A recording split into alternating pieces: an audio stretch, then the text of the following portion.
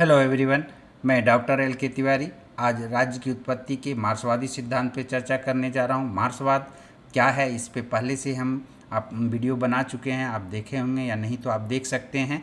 आज जो है राज्य की उत्पत्ति के मार्क्सवादी सिद्धांत पे हम चर्चा करेंगे।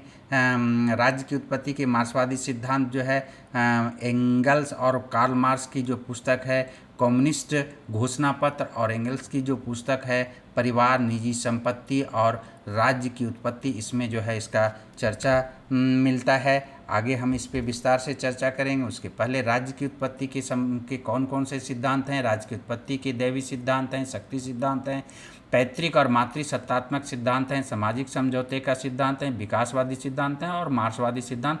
ये सारी चीज़ें जो है हम राजनीति विज्ञान के अंतर्गत हम सामान्यतः पढ़ते हैं।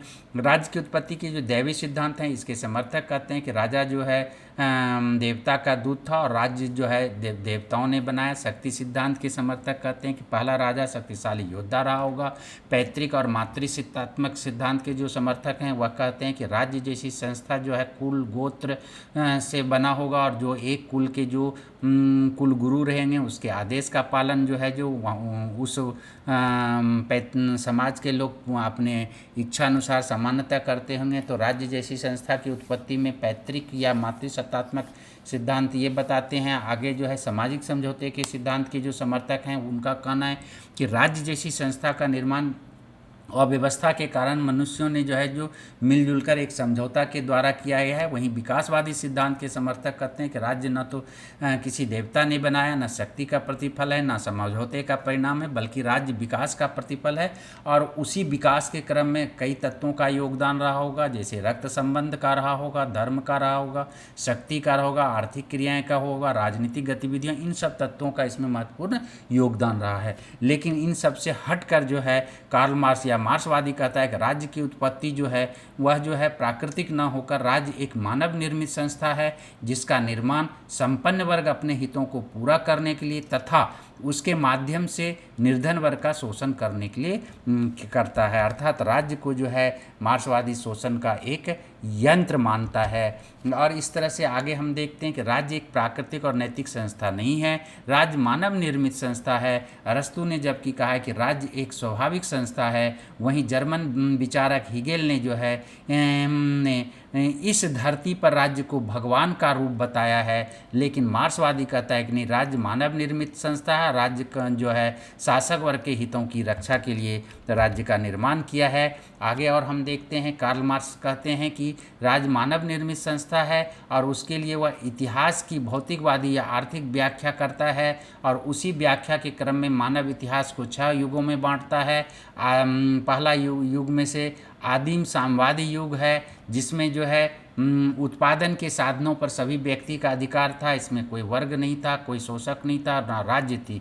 दास युग आता है, इसमें जो है दास और मालिकों के बीच जो है इसमें संघर्ष होता है, उत्पादन के साधन पर जो है मालिकों का अधिकार होता है और ऐसी स्थिति में मालिक के अंदर काम करने वाले वो दास होते हैं। समाज में 2 वर्ग होता है, शोषक और शोषित वर्ग, इसमें संघर्ष जारी हो जाता है और इस युग में मालिकों ने अपने हितों की रक्षा तथा दास के शोषण हेतु राज्य जैसी संस्था का नींव डालता है। अब ये जो राज्य जो बनी है वह मालिकों के हित के लिए है, यानी शासक या संपन्न वर्ग के लिए हित के लिए काम करता है। हर युग में जो भी राज्य है, जो भी शासक वर्ग है उसके हित में काम करता है। चाहे सामंतवादी युग हो, उसमें सामंत और किसान के बीच संघर्ष होता है, सामंत के हित में काम करता है। पूंजीवादी युग में जो है राज्य जो है पूंजीपति और श्रमिक वर्ग के बीच संघर्ष होता है, उसमें पूंजीपति के हित में काम करता है। सरबराह वर्ग के अधिनायकत्व में जो है सरबराह वर्ग और पूंजीपतियों के बीच में जो है जो संघर्ष होता है तो उसमें जो है जो सरबराह वर्ग के पक्ष में राज्य काम करता है। और जब सामंतवादी युग आता है तो उस युग में वर्ग विहीन, राज्य विहीन, शोषण विहित समाज हो जाता है, क्योंकि वहाँ पे कोई राज्य नहीं होती है, क्योंकि ये शोषण रहता ही नहीं है और मनुष्य का जो है का संघर्ष प्रकृति से होता है। और ऐसी अवस्था में जो है बताता है कि उत्पादन के साधनों पर जो है सभी का अधिकार होगा, वितरण लोगों की योग्यता और परिश्रम के अनुसार न होकर आवश्यकता के अनुसार होगा। यहाँ पे एक चीज़ याद रखना है कि वैज्ञानिक समाजवादी जो अवस्था होती है, जो सरबराह वर्ग का अधिनायकत्व का जो अवस्था है, उसको वैज्ञानिक समाजवादी अवस्था एंगल ने कहा है। इस अवस्था में जो है क्या होगा कि उत्पादन के साधनों पर सभी का अधिकार होगा, लेकिन वितरण क्या होगा, योग्यता और परिश्रम के अनुसार होगा। लेकिन साम्यवादी अवस्था में आवश्यकता के अनुसार जो है वितरण होगा। ये दोनों में मूल अंतर है। उसके अलावा और आगे हम देखते हैं कि राज्य जो है क्या है, वर्ग विरोध राज्य की उत्पत्ति का मूल कारण है। अब वर्ग विरोध में यहाँ पे हम देखते हैं कि हर युग में वर्ग विरोध होता है। जैसे आदिम साम्यवादी अवस्था में जो है कोई वर्ग नहीं था, लेकिन संघर्ष था, मानव प्रकृति से संघर्ष करता था, अतः यहाँ पे कोई वर्ग न होने के कारण राज्य नहीं था। दास अवस्था में मालिक और दास के बीच संघर्ष था, अतः जो है यहाँ पे राज्य की उत्पत्ति हुई और मालिक के हित में राज्य काम करता था, या राज्य हर समय जो है कार्य करता था, उसकी रक्षा का काम करता था। सामंतवादी अवस्था में सामंत और किसानों के बीच संघर्ष था, राज्य सामंत के हित में काम करता था। पूंजीवादी अवस्था में पूंजीपति और श्रमिकों के बीच जो है संघर्ष हुआ, और इसमें पूंजीपति के हित में राज्य काम करता है। और उसी तरह से सरबराह वर्ग के अधिनायकत्व की अवस्था में जो है सरबराह वर्ग और शेष पूंजीपति के बीच संघर्ष होता है। इसमें जो है सरबराह वर्ग के हित में जो है राज्य मूलतः काम करता है। और अंत में जो है जो साम्यवादी अवस्था आती है, इसमें जो है राज्य विहीन वर्ग विहीन हो जाता है और मानव का फिर से प्रकृति के बीच संघर्ष शुरू हो जाता है, राज्य यहीं पर समाप्त हो जाता है। हर अवस्था में यहाँ पे ध्यान रखना है कि वह बेहतर होगा। आदिम अवस्था से दास अवस्था बेहतर, दास से पूंजीवादी व्यवस्था, पूंजीवादी से सरबराह वर्ग का अधिनायकत्व की अवस्था बेहतर होगी, और उससे बेहतर साम्यवादी अवस्था होगी। तो इस तरह से जो है यहाँ पे स्पष्ट होता है कि वर्ग विरोध राज्य की उत्पत्ति का जो है मूल कारण बताया जाता है। और आगे हम देखते हैं, राज्य एक वर्ग संगठन है। यह क्या है, एक वर्ग संगठन है। जबकि अरस्तु कहता है कि राज्य मानव जीवन की बुनियादी ज़रूरतों को पूरा करने और मानव जीवन को बेहतर बनाने के लिए अस्तित्व में आया, जबकि कार्ल मार्क्स का कहना है कि राज्य कभी भी अच्छे के लिए अस्तित्व में नहीं आया, न ही यह कभी समग्र के रूप में समाज की भलाई के लिए प्रयास किया और न ही कर सकता है। मार्क्स का कहना है कि राज्य इतिहास के प्रत्येक काल में वर्ग संगठन रहा है, और वो जो संपन्न वर्ग है उसके हितों में राज्य काम करता है। उसी तरह से राज्य की उत्पत्ति समाज में होती है। मार्क्सवादी का विचार है कि राज्य कोई ऐसी संस्था नहीं है जिसे बाहरी बल के द्वारा समाज में थोपा जाए। तो यहाँ पे जो है कहता है कि थोपा नहीं जा सकता है। वर्ग संघर्ष को रोकने के लिए एक बल होना आवश्यक है जो वर्ग विरोध को नियंत्रित कर सके। राज्य उस शक्ति के रूप में अस्तित्व में आया, यानी वर्ग विरोध को विशेष रूप से शोषक वर्ग जो है शोषित वर्गों के नियंत्रण में जो है, या शोषित वर्गों के विरोध को रोकने के लिए राज्य जैसी संस्था का निर्माण किया गया है। उसके अलावा कहता है कि राज्य शासक वर्ग के हितों की रक्षा करता है।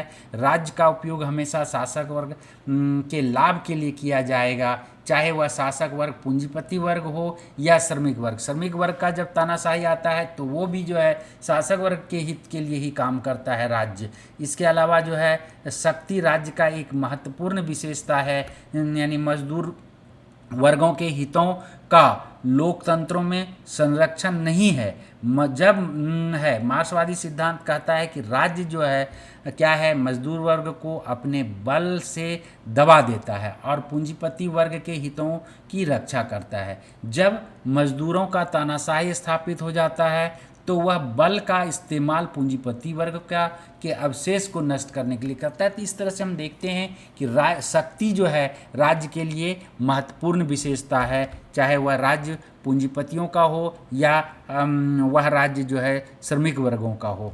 इसके अलावा जो है लोक कल्याणकारी राज्य की जो है राज्य पूंजीवादी व्यवस्था को बचाने का एक साधन है।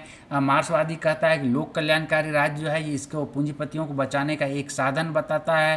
राज्य ने श्रमिकों को खुश करने के लिए कुछ समाजवादी कार्यवाही की ताकि मजदूर वर्ग शांत हो जाएं और पूंजीवादी व्यवस्था अस्तित्व में बचा रहे। इसके अलावा जो है बताता है कि अंतरिम काल में सरबराह वर्ग का अधिनायकत्व वाला जो राज्य है, इस काल में राज्य की शक्ति का प्रयोग सर्वहारा वर्ग किसके लिए करेगा? शेष जो पूंजीपति बचे हैं उसको समाप्त करने के लिए करेगा। इसके अलावा वर्ग विहीन, राज्य विहीन, शोषण रहित, जिसको साम्यवादी व्यवस्था कहते हैं, उत्पादन के साधनों पर सभी का अधिकार होगा और वितरण लोगों की योग्यता अथवा परिश्रम के अनुसार न होकर आवश्यकता के अनुसार होगा। और अंत में हम बोलेंगे राज्य एक अस्थाई संस्था है, क्योंकि दास युग में जिस तरह से इसका प्रारंभ हुआ था उसी तरह से मार्क्सवादी कहता है कि सर्वहारा वर्ग के अधिनायकत्व के बाद जो है साम्यवादी व्यवस्था में राज्य स्वमेव समाप्त हो जाएगा। इसकी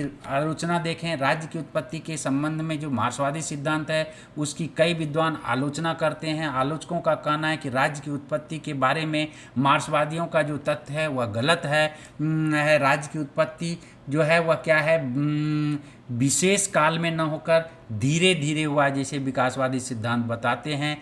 समाज न केवल मनुष्य की भौतिक आवश्यकताओं की पूर्ति के लिए बल्कि उसके स्वाभाविक प्रवृत्तियों के लिए भी जो है के लिए भी आवश्यक है। इसके साथ साथ आलोचक कहते हैं कि राज्य एक वर्गीय संगठन नहीं है। आधुनिक राज्य सामाजिक कल्याण और आम आदमी के कल्याण के लिए विभिन्न तरह के कार्य कर रहे हैं। और इसके साथ साथ आलोचक कहते हैं कि राज्य एक अस्थाई नहीं है, यह एक अस्थाई संस्था है जो कि आज तक जो है राज्य है। इसके अलावा जो है वर्ग विभाजन जो है कठोरता के से नहीं किया जा सकता, जैसे शासक शोषित दो वर्ग बताते हैं, ऐसा नहीं है। आलोचकों का कहना है कि बड़े पूंजीवादी व्यवस्था में भी बड़े पूंजीपति छोटे पूंजीपति होते हैं, उसी तरह से मध्यम वर्ग भी होते हैं, निम्न मध्यम वर्ग होते हैं, उच्च मध्यम वर्ग होते हैं। इसके अलावा धर्म, जाति, वंश के आधार पर भी सामाजिक वर्ग विभाजन को देखा जाता है। इसके साथ साथ जो है